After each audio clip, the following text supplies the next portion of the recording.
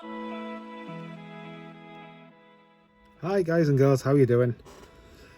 Mick here again with another little quick easy tie flying tutorial for you. Today I'm going to be making the fluoro red shimmy worm. This isn't my pattern, this is just the way I do it. Other people may do it the same. Whichever way you want to do it's perfectly fine with me.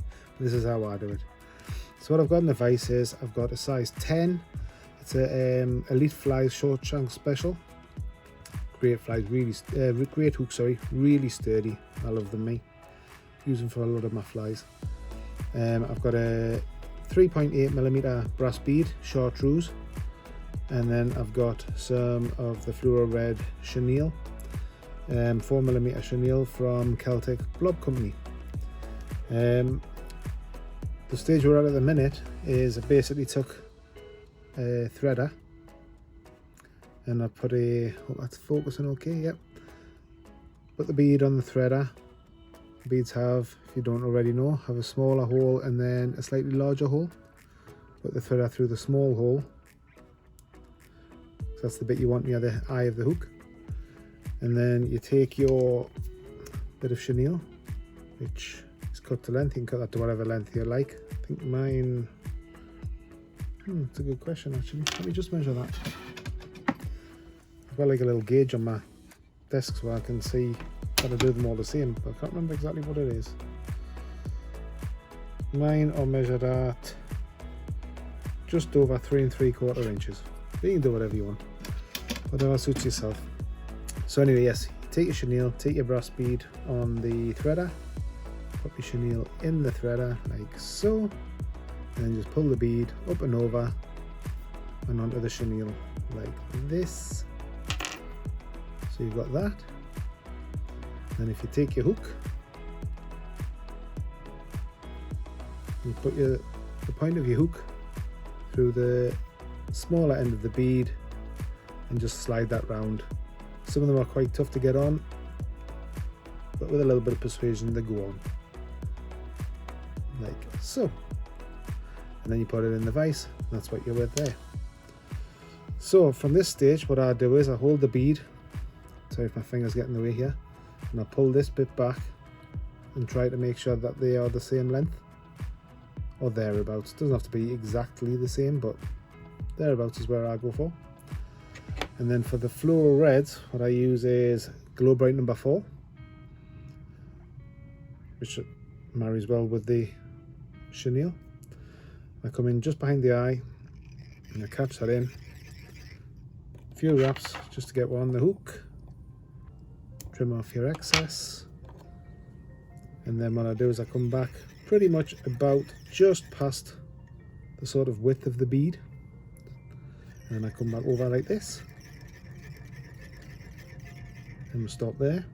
And what I do is I take some varnish. I'm still using the Celtic Blob Company Diamond Hard Shell.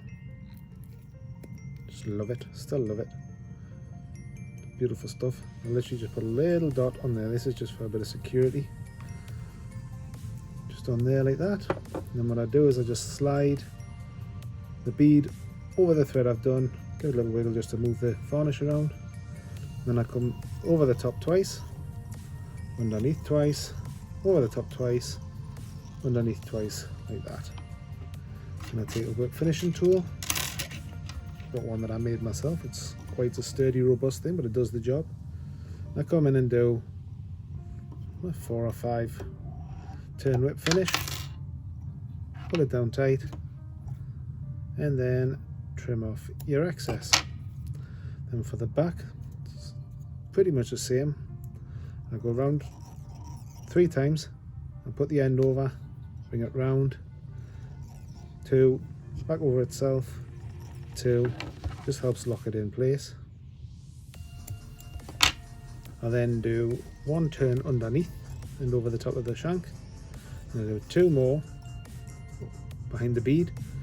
And because this bead is recessed and the hole's quite big there, what I do is I use the whip finishing tool and I just build it up behind the bead just to sort of block that hole and stop it from moving.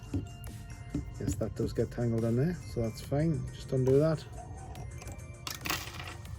and then cinch that down and snip off your excess. from this stage, what I do is I take a needle or double needle or whatever you've got, and take a little bit of varnish. Just get some varnish on this, a little bit of varnish on the end, and then you just come on here just to secure these knots. Add more varnish if you want. You can go all the way around, is what I do anyway. Don't know if it's actually necessary, but I like my flies to last as long as possible. I don't want to sell to you guys and then have them come apart after the first fish. So yeah, I do a little bit all the way around, and then just take the excess off the bead if there's any on there. That's it, and that's nearly done now. Now what I do is, just for the ends of these, because you can pull the tufts of fluff out the chenille, so I take a lighter and I just move it closely until I see the core melt, and then I just roll it between my fingers, and it gives you a nice sort of finished edge. Same with the tail, just back gently till I see the core melting in the middle, give it a little twiddle. It's a professional term there. And you're left with a nicely edge again, and that there is a fluoro red shimmy worm. Awesome pattern. I currently do the fluoro red, the fluoro yellow, a mojito, and a hot pink. These are the colours that I think work the best, so they're the ones that I make. I wouldn't bother making them if I didn't think they would catch fish. So yeah, give it a go. It's very simple, very easy, really awesome pattern. Fish it under the bung and you get lots of takes. If you enjoyed the video, please give it a like, thumbs up, leave a comment. If you've got any other kind of flies that you think that might be interesting for me to try and video for you, consider subscribing, and I'll catch you on the next one. Thank you guys. Bye.